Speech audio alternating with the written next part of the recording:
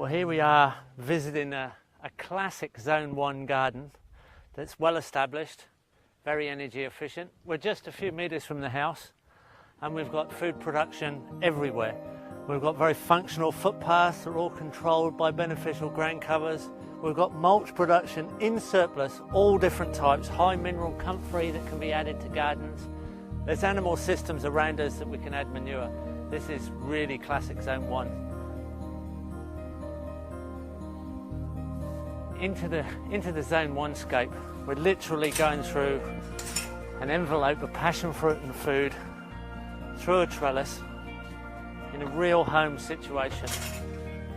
We have small footpaths surrounded by food, edible Brazilian spinach, strawberries, papaya, turmeric, ginger, edible edges and clumping plants, herbs that can be picked.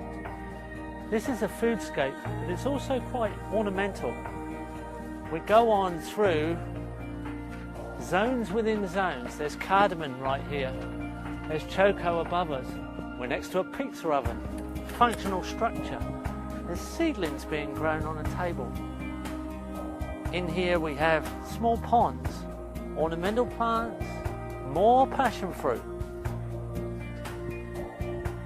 Passion fruit and choco above us. And the framed scene, the window that we look out on, is this green productive foodscape. This is Zone 1. It's literally controlled by the density and diversity of plantings. This is the urban habitat of sustainable humanity. This we have to understand. This is our integration of built structure with living, productive, sustainable food and functional landscaping. This is the future of our supply lines.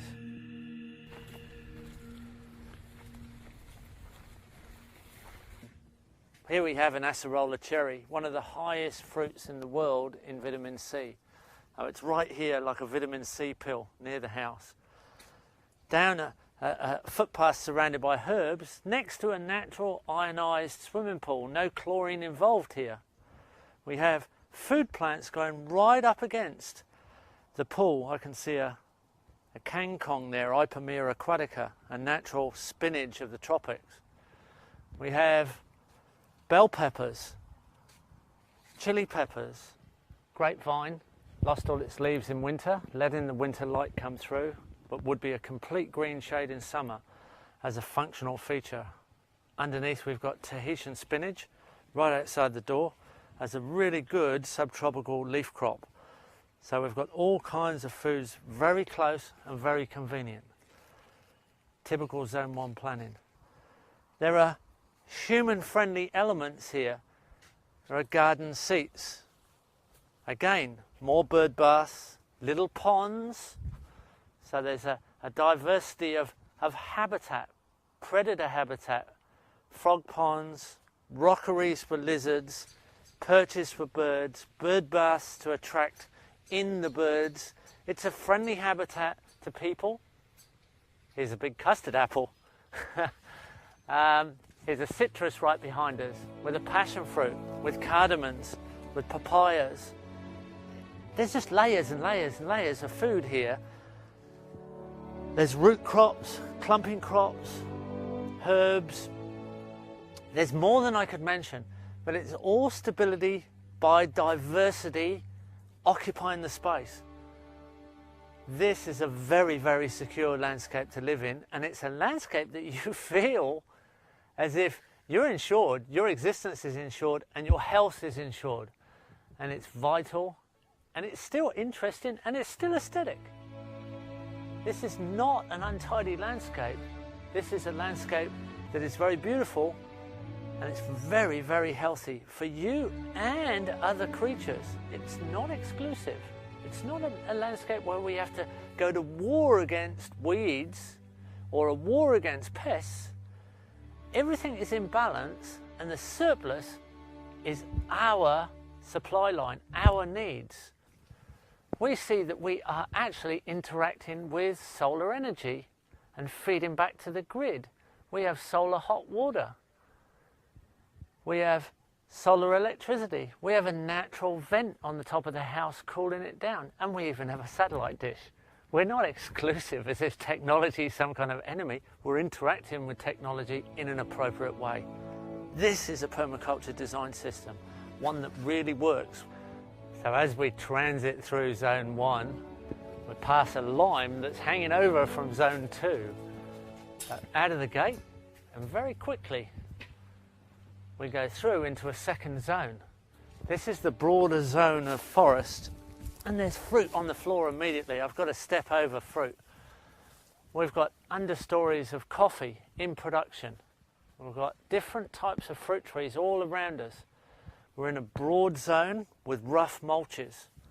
And this, on the edge of Zone 1, also joins onto Zone 3. In this case, there is a Zone 3 because there's a small amount of pasture, and we actually have a small dairy on this property.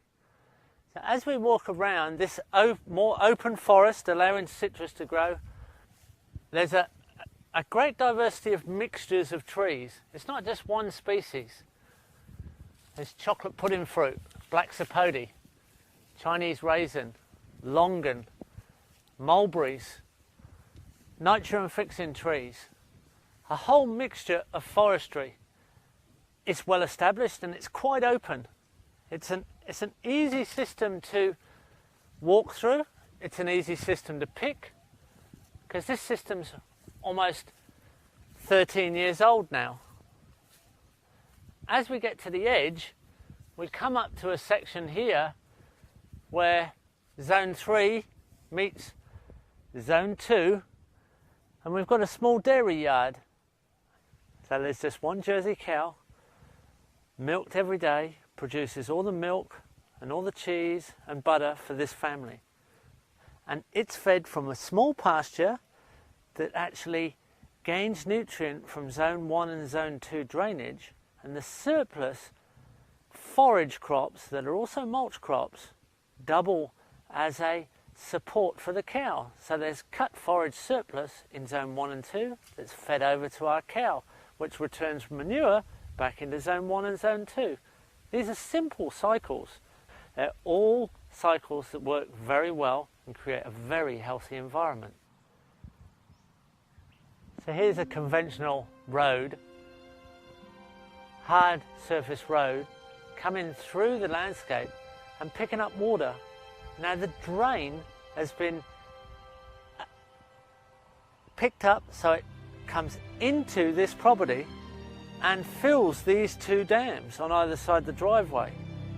These two dams then picking up the nutrient of life, water plants, fish, and all the other things that naturally occur in water and are encouraged in this situation.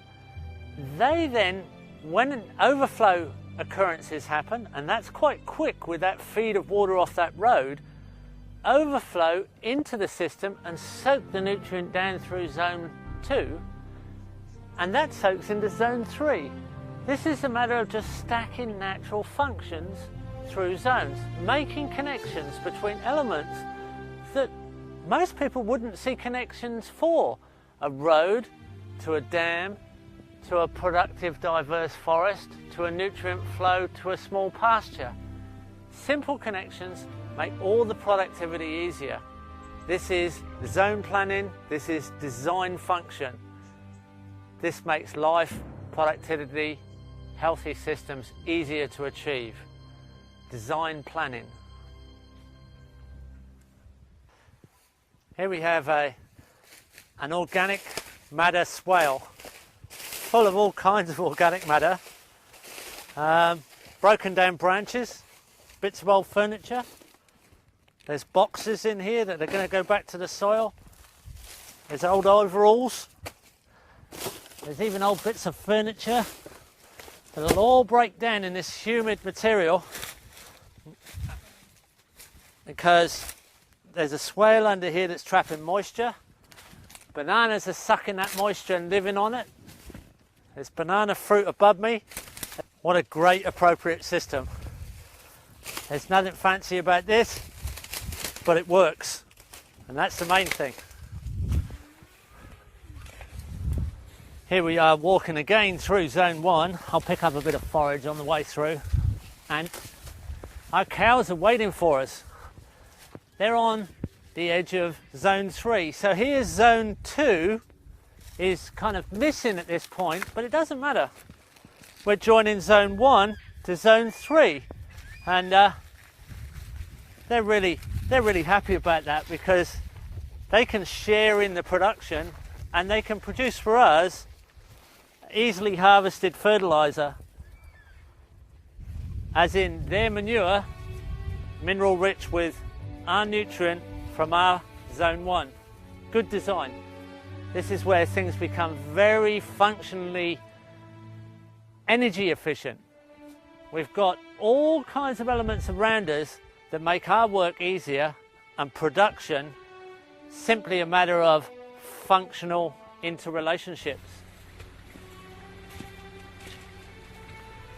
From Zone 3, and in this case, grazing paddock with our dairy cow and calf, through into Zone 4 and quickly into Zone 5 with a sanctuary dam and a palm-lined valley of wilderness.